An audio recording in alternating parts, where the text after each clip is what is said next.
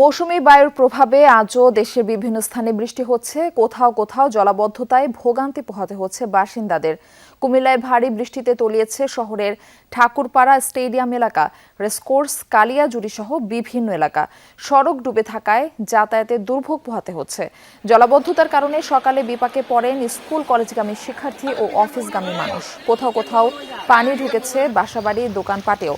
শহরবাসীর অভিযোগ, অপরিকল্পিত ড্রেনেজ ব্যবস্থার কারণে বৃষ্টি হলেই জলাবদ্ধতার ভোগান্তি পোহাতে হয়।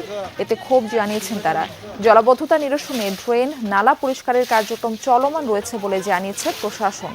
এই পর্যায়ে আমরা কুমিল্লার বন্যা পরিস্থিতি সম্পর্কেও জেনে আসবো। আমাদের সঙ্গে যুক্ত হচ্ছেন আমাদের সহকর্মী খোকন চৌধুরী। খোকন, কুমিল্লার চিত্রটা কেমন? জলাবদ্ধ এলাকার চিত্র একটু জানতে চাই, এবং সেখানে যারা দুর্ভোগে রয়েছেন যে সকল মানুষ, তাদের কথাটা একটু বলবেন। মারফি, আসলে প্রথমেই বলে রাখতে চাই, কুমিল্লার যেই জলাবদ্ধতা সেটি কিন্তু আসলে দীর্ঘদিনেরই।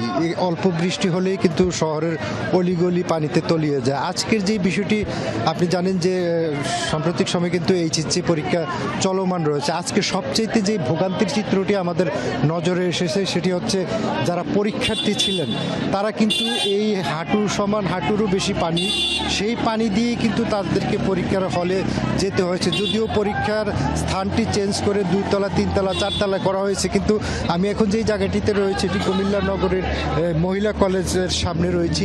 এখানেই কিন্তু আসলে এইচএসসি পরীক্ষার্থীরা তারা পরীক্ষা দিচ্ছেন। কিছুক্ষণ পরেই কিন্তু পরীক্ষা শেষ হলে তারা বের হয়ে আসবেন। তারা কিন্তু সকালে একটি চরম ভোগান্তির মধ্য দিয়ে কিন্তু তারা কেন্দ্রে প্রবেশ করেছেন। বিশেষ করে যারা এখানে তাদের যারা অভিভাবক রয়েছেন, অনেকের সঙ্গে আমাদের কথা হয়েছে, বিশেষ করে তারা ক্ষুব্ধ প্রতিক্রিয়া জানিয়েছেন। বলছেন যে যেহেতু বৃষ্টিটা গতকাল মধ্যরাত থেকে শুরু হয়ে কিন্তু আজ সকাল 9টা পর্যন্ত চলমান ছিল, এই পরীক্ষাটি আজকের দিনে কিন্তু আসলে এই পরীক্ষাটি আসলে যদি বন্ধ রাখা যেত হয়তো শিক্ষার্থীদের জন্য আরো ভালো হতো এবং তাদের রোগ বিমার বালা মুসিবত হতে পারে, এমন আশঙ্কা কিন্তু যারা অভিভাবক রয়েছেন তারা করছেন। মারফি, খোকন, ধন্যবাদ যুক্ত হবার জন্য।